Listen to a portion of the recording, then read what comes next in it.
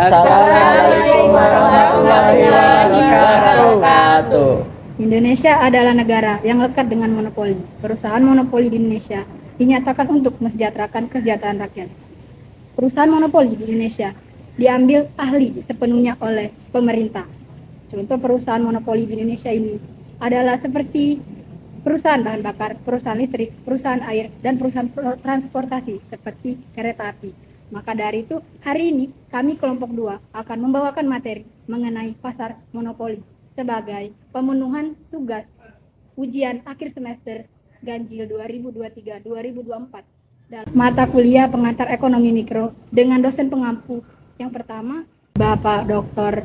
Muklis SEMSI dan Bapak Iksan Hamidi SHIMSI. Maka dari itu berikut penjelasan materinya. Saya Diodri Salsabila dengan NIM 01010282327080. Di sini saya akan menjelaskan pengertian dari pasar monopoli. Apa sih itu pasar monopoli? Pasar monopoli adalah suatu kondisi pasar di mana suatu industri hanya memiliki satu perusahaan dan barang yang dihasilkan atau produk yang dihasilkan tidak memiliki bahan pengganti yang sempurna. Maka dari itu, penjual dapat menguasai pasar dengan menentukan harga. Tetapi sebagai penentu harga, pelaku dari monopoli masih memiliki keterbatasan dalam menentukan harga ketika dihadapkan dengan banyak pembeli. Contoh dari pasar monopoli yang ada di Indonesia itu seperti PLN, PDAM, PT Pertamina, PT Kereta Api Indonesia, dan lain sebagainya. Sedangkan contoh pasar monopoli yang ada di luar negeri itu seperti Google, Facebook, Microsoft Word, dan lain-lain. Jadi dapat disimpulkan bahwa pengertian dari pasar monopoli adalah suatu kondisi pasar yang hanya memiliki satu penjual dan barang yang diproduksikan tidak memiliki barang pengganti atau substitusi yang sempurna. Selanjutnya saya akan menjelaskan ciri-ciri dari pasar monopoli. Yang pertama itu ada industri hanya terdapat sebuah perusahaan. Seperti yang dikatakan tadi bahwa dari definisi perusahaan pasar monopoli hanya memiliki satu perusahaan. Contohnya itu seperti PT Pertamina. Seperti kita tahu bahwa PT Pertamina adalah penghasil pemasok minyak terbesar yang ada di Indonesia, sehingga barang tersebut tidak dapat diproduksi oleh perusahaan lain. Terus kemudian produk yang dihasilkan tidak memiliki pengganti yang sempurna. Seperti yang diketahui bahwa pasar monopoli memiliki barang yang sangat sulit diproduksi oleh perusahaan lain dan hanya perusahaan itu saja yang memproduksinya, sehingga barang yang dihasilkan pun atau pembeli yang membeli pun tidak dapat memilih barang yang lain atau mengganti dengan barang yang sama. Kemudian perusahaan baru sulit memasuki industri dikarenakan ada banyak sekali hambatan ketika ingin memasuki pasar monopoli. Contohnya seperti legalitas, undang-undang, terus juga masalah finansial seperti modal yang besar, teknologi yang canggih, dan lain sebagainya. Kemudian perusahaan memiliki kemampuan menentukan harga dikarenakan pembeli tidak dapat memilih produk lain untuk mendapatkan barang tersebut, maka pelaku dari pasar monopoli ini dapat menentukan harga walaupun ada keterbatasan dalam menentukan harga ketika dihadapkan dengan banyak pembeli. Kemudian promosi iklan kurang diperlukan dikarenakan walaupun produk dari pasar monopoli tidak diiklankan, pembeli akan tetap membeli barang tersebut dikarenakan barangnya itu tidak dapat digantikan dengan barang yang lain. Dan biasanya pasar monopoli melakukan iklan hanya untuk melakukan hubungan baik dengan masyarakat, bukan untuk meningkatkan atau bukan untuk meningkatkan penjualan atau menarik pembeli.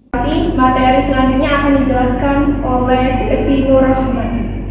Perkenalkan, saya Devi Nur Rahman, NIM 01010282327073. Di sini saya akan menjelaskan tentang faktor-faktor yang menimbulkan pasar monopoli. Yang pertama ada memiliki sumber daya yang unik. Kenapa disebut sumber daya yang unik? Karena sumber daya atau bahan mentah yang digunakan untuk memproduksi memproduksi barang yang dijual pada pasar monopoli itu sulit didapatkan dan jarang dimiliki oleh orang lain atau perusahaan. Dan hanya perusahaan monopoli yang bisa menguasai sebagian atau bahkan seluruh sumber daya tersebut. Contoh pasar monopoli yaitu Pertamina dan PDAM. Misalnya minyak bumi itu kan digunakan untuk memproduksi bensin atau bahan bakar, sehingga hanya perusahaan tertentu yang bisa mengelolanya jual lebih mahal kepada masyarakat apabila mereka ingin menikmatinya. Kedua yaitu perusahaan menikmati skala ekonomi. Sulitnya pengelolaan dan pencarian sumber daya tersebut, maka barang yang dihasilkan pun langka dan hanya dimiliki oleh perusahaan monopoli. Meskipun barang tersebut sulit didapatkan, masyarakat tentu akan selalu mencarinya. Misalnya bensin, itu kan merupakan bahan yang digunakan untuk kita sehari-hari sebagai bahan bakar untuk kendaraan kita, misal motor atau mobil. Jadi, meskipun barang tersebut mahal, mereka akan tetap membelinya, sehingga perusahaan tersebut akan terus membuat dan menghasilkan barang tersebut lebih banyak lagi. Keadaan inilah perusahaan dikatakan mencapai skala ekonomis yang maksimum.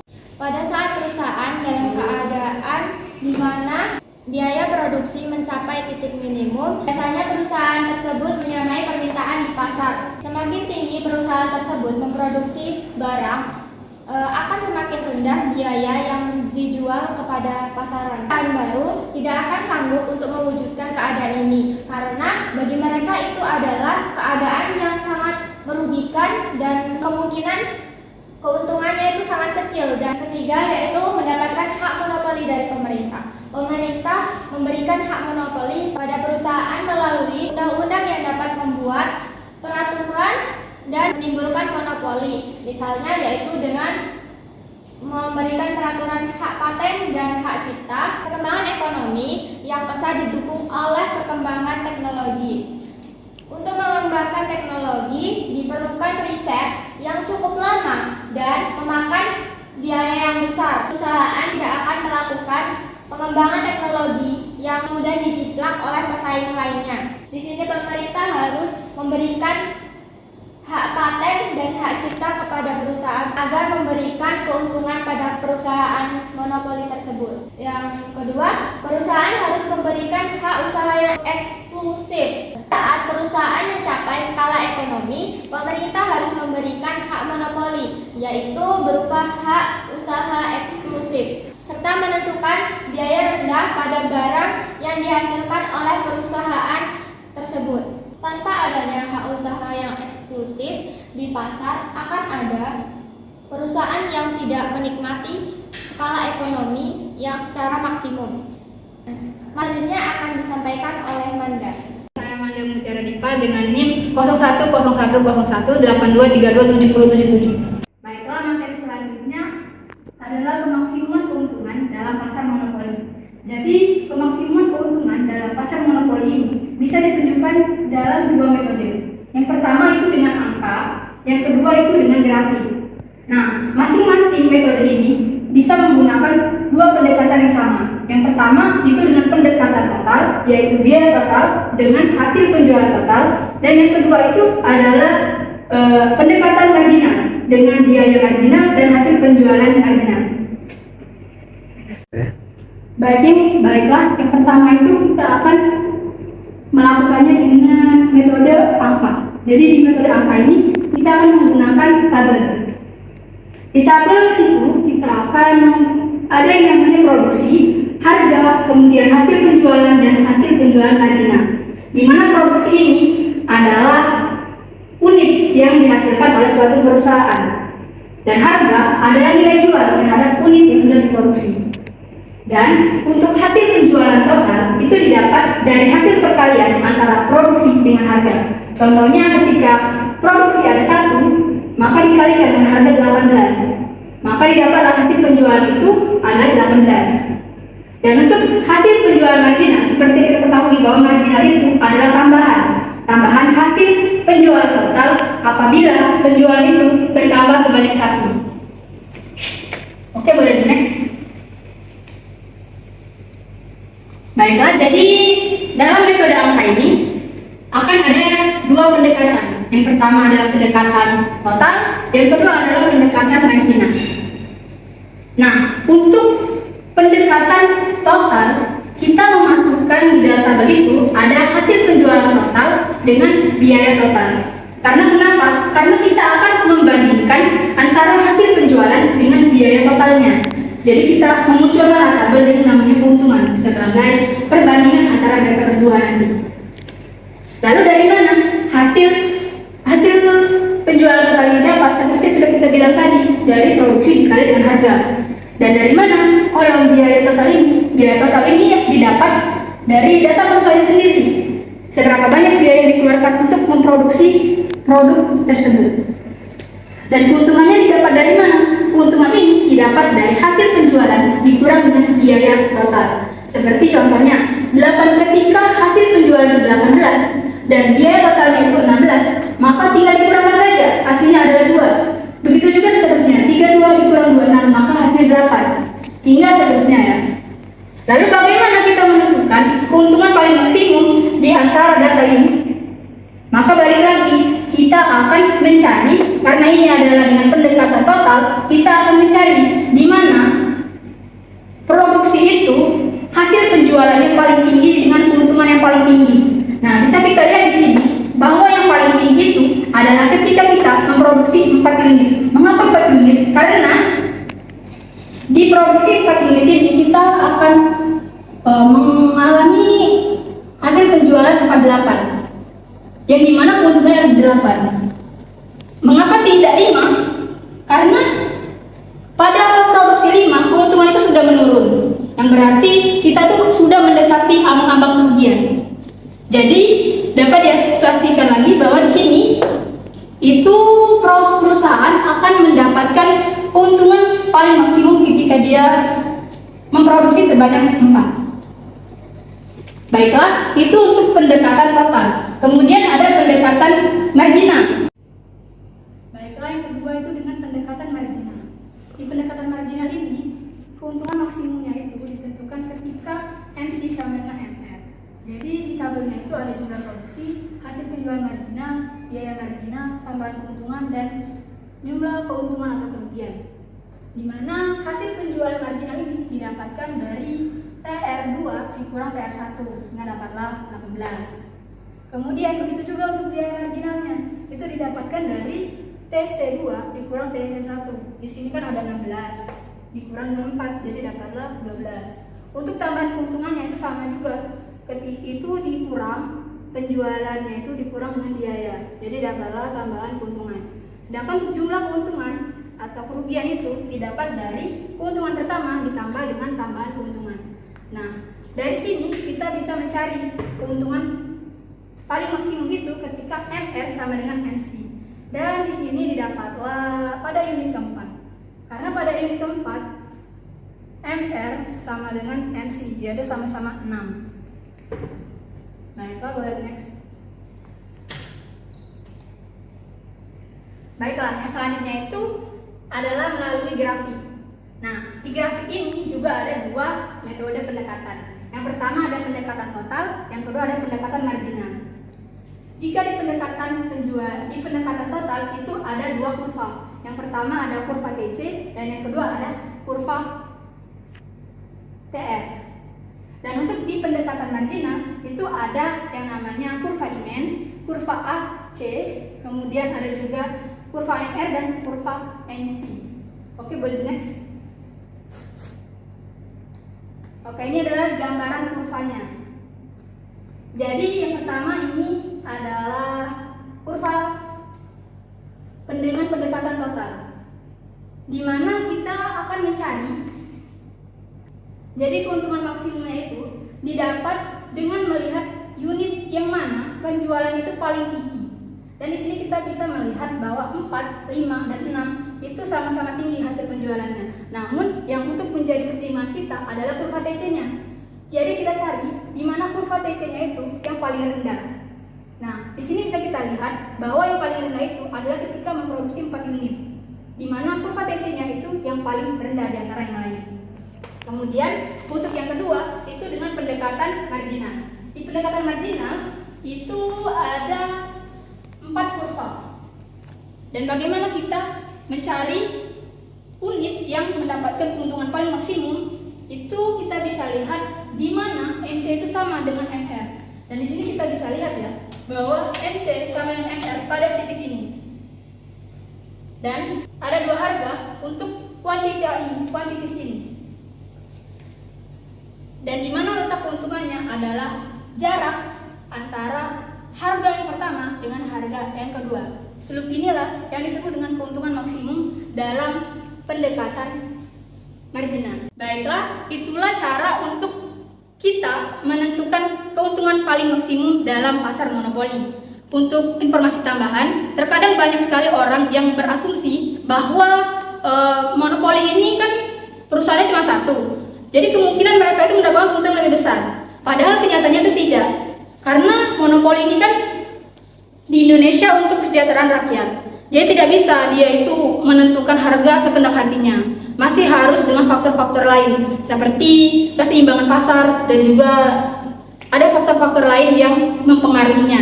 Jadi sama seperti pasar lainnya, monopoli itu bisa mengalami 4 kejadian. Yang pertama bisa mengalami untung melebihi normal, yang kedua bisa mengalami untung normal, kemudian dia juga bisa mengalami rugi, yang dimana ruginya itu masih bisa membayar sebagian biaya. Dan ada juga yang terakhir, kemungkinan yang paling menyedihkan itu dia rugi dan sudah tidak bisa lagi menutupi biaya-biaya yang ada. Baiklah, mungkin itu sekian dari saya. Materi selanjutnya akan disampaikan oleh Saudara Arfan. Sebelumnya perkenalkan, nama saya Arfan dengan NIM 010102327050. Akan menjelaskan monopoli dan kurva penawaran yang terbagi menjadi 4 bagian, yaitu 1 karakteristik kurva penawaran monopoli, permintaan dan kurva penawaran, keterbatasan persaingan dan efisiensi pasar. Kurva penawaran dalam pasar monopoli adalah titik di mana marginal cost MC sama dengan marginal revenue. Ini berarti bahwa perusahaan monopoli tidak memiliki kurva penawaran yang berbeda dari kurva permintaan karena ia dapat menentukan harga dan kualitas outputnya sendiri. Kurva permintaan di pasar monopoli cenderung menurun dari kiri ke atas. Yaitu 1. Karakteristik kurva penawaran monopoli. Penawaran monopoli menurun ke bawah. Kurva penawaran monopoli biasanya menurun ke bawah, yang berarti semakin tinggi harga, semakin rendah jumlah barang atau jasa yang ditawarkan. Tidak ada hubungan langsung dengan biaya marginal. Berbeda dengan pasar persaingan sempurna, tidak ada jaminan bahwa kurva penawaran monopoli akan sama dengan kurva biaya marginal. Contoh, misalnya perusahaan teknologi A adalah satu-satunya perusahaan monopoli yang jika harga tinggi penawaran hanya memproduksi barang yang bersedia membelinya dengan harga tinggi. Kedua adalah permintaan dan kurva penawaran. Permintaan dan kurva penawaran, harga yang ditetapkan oleh penjual monopoli biasanya ditentukan oleh tingkat permintaan pasar. Penjual mempertimbangkan tingkat permintaan dan mencoba menemukan harga yang mengoptimalkan keuntungan mereka. Jika perusahaan farmasi memiliki obat khusus yang sangat dibutuhkan dan tidak ada produk serupa, mereka mungkin menetapkan harga yang sangat tinggi. Dalam pasar monopoli ini yaitu dapat keterbatasan persaingan yang disebabkan perusahaan monopoli adalah hanya satu. Persaingan ini karena tidak ada pesaing, penjual monopoli dapat mengendalikan pasar sepenuhnya dan mempertimbangkan reaksi dari pesaing. Yang terakhir adalah efisiensi pasar. Pasar monopoli sering dianggap kurang efisien dibandingkan pasar persaingan sempurna karena harganya sangat tinggi dan kualitasnya sangat rendah. Contohnya, jika perusahaan listrik adalah perusahaan monopoli dan menetapkan harga yang sangat tinggi, mungkin masyarakat menganggap perusahaan tersebut memberikan harga yang sangat tinggi dan mereka kesulitan membayar tagihan dan merugikan kesejahteraan mereka. Baiklah, itu saja penjelasan dari saya. Berikutnya dijelaskan oleh Sarina. Baiklah, penjelasan selanjutnya saya akan menjelaskan tentang diskriminasi harga. Sebelumnya saya perkenalkan, saya Sarina dengan NIM 01010282327093. Apa itu diskriminasi harga? Diskriminasi harga adalah tindakan penjual yang menjual barang yang sama dengan harga di bawah pengawasan produk yang sama dengan harga yang berbeda kepada pembeli yang berbeda. Jadi seperti ini. Menjual barang atau produk yang sama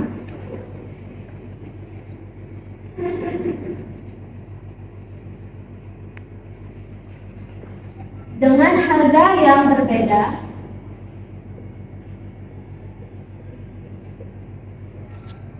di dalam pasar yang sama.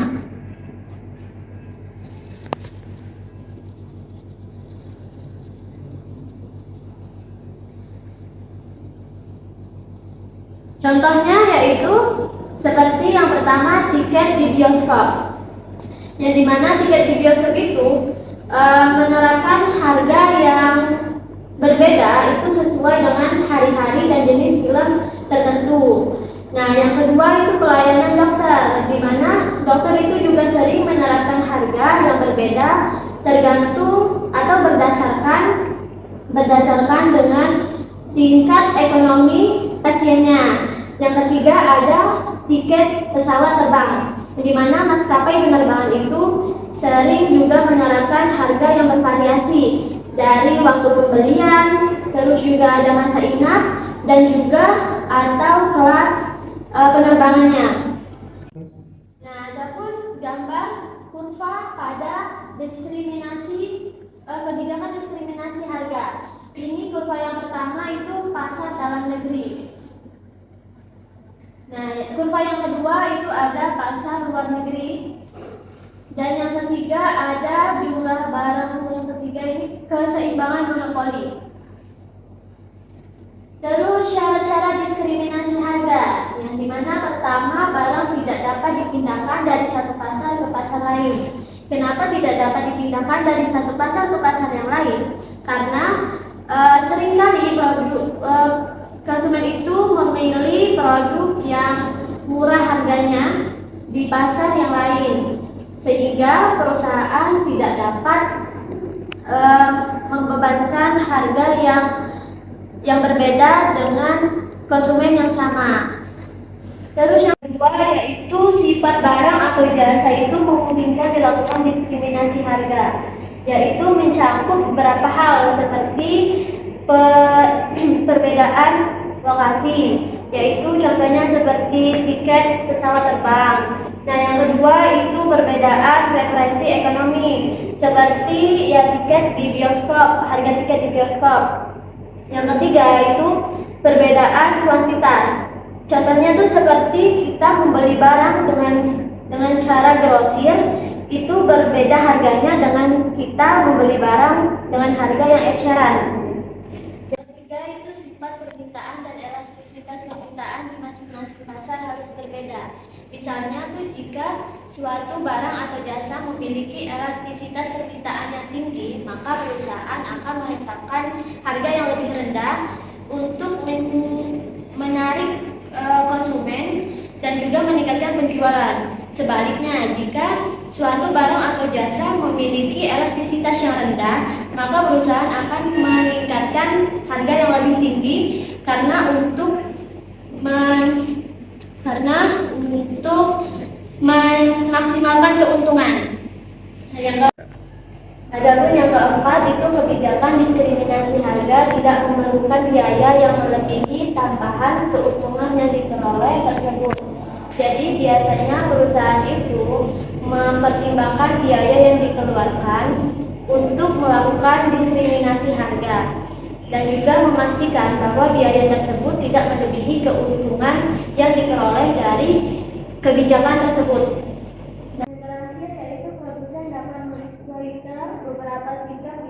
rasional konsumen.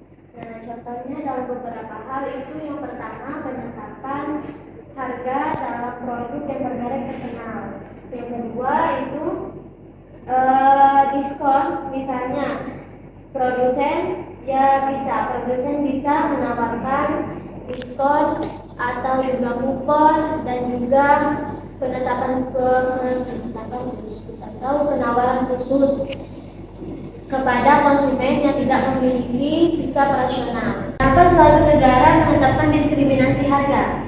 Jawabannya itu sederhana, karena untuk mencari keuntungan yang maksimal. Karena apa? Diskriminasi sangat berharga ketika keuntungan yang diperoleh sebagai hasil memisahkan pasar itu lebih besar daripada keuntungan yang diperoleh dari pasar. Nah, contoh kebijakan diskriminasi harga. Yang pertama ada kebijakan diskriminasi harga oleh perusahaan monopoli pemerintah, seperti penetapan listrik yang berbeda oleh PLN. Yang kedua, kebijakan diskriminasi harga oleh jasa-jasa profesional, yang dimana seperti tarif yang berbeda yang ditetapkan oleh dokter, konsultan akuntansi, konsultan hukum, dan lain-lain. Yang ketiga itu kebijakan diskriminasi harga di pasar internasional atau kebijakan dengan hasil domestik dan juga hasil atau harga yang di pasar luar negeri.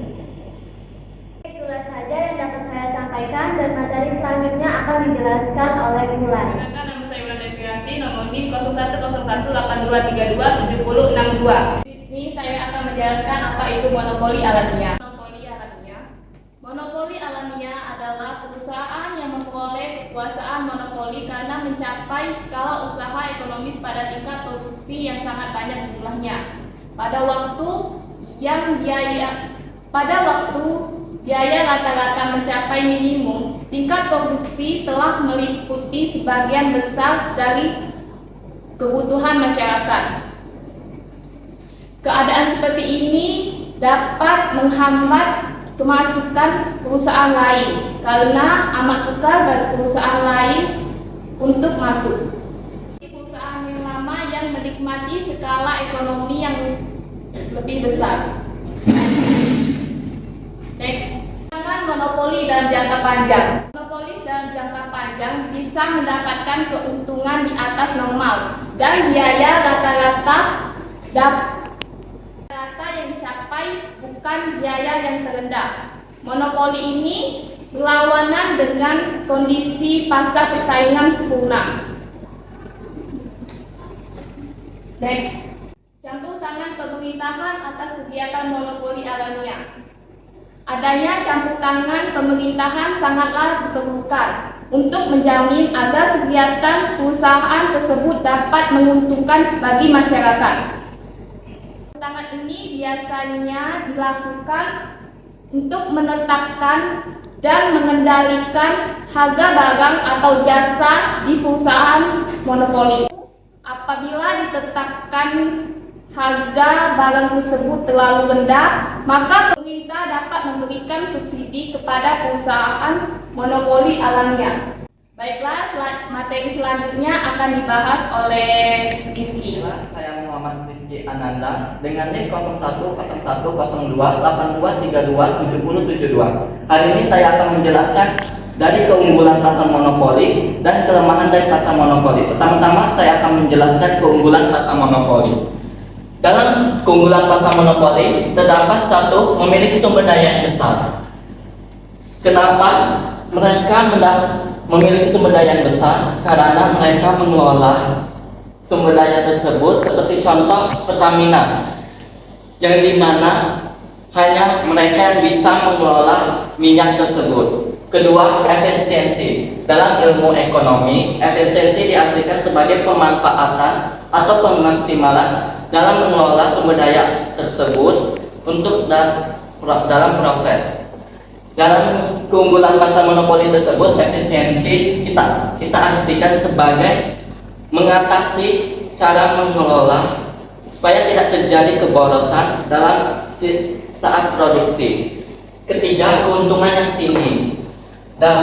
dari pasar monopoli yang kita ketahui mereka mendominasi untuk menentukan harga pasar tersebut.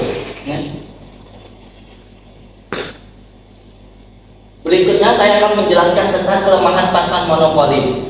Yang pertama, yang menjadi kelemahan pasar monopoli, satu, konsumen tidak memiliki opsi pilihan untuk perusahaan yang menghasilkan barang. Kenapa konsumen tersebut tidak memiliki opsi?